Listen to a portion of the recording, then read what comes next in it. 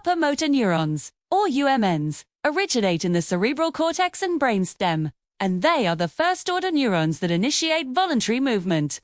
They send signals down to the lower motor neurons, or LMNs, which are located in the spinal cord.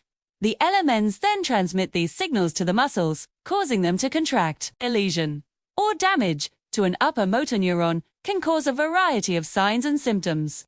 These include increased deep tendon reflexes, increased muscle tone, a positive Babinski sign, and spastic paralysis with a clasp knife reaction. The Babinski sign is a key indicator of an UMN lesion in adults.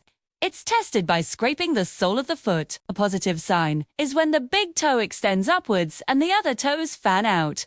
On the other hand, a lesion to a lower motor neuron will present with a different set of clinical signs.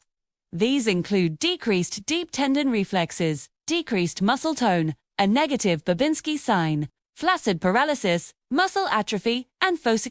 Muscle atrophy, or wasting, is much more significant in LMN lesions, with a 70 to 80% loss of muscle mass compared to the 15 to 20% loss seen in UMN lesions due to disuse.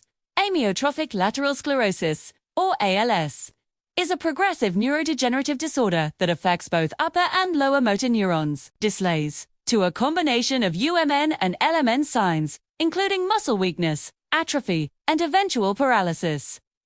To summarize, the key differences between UMN and LMN lesions are in the muscle tone, reflexes, and type of paralysis. UMN lesions lead to spasticity and hyperreflexia, while LMN lesions result in flaccidity and hyperreflexia.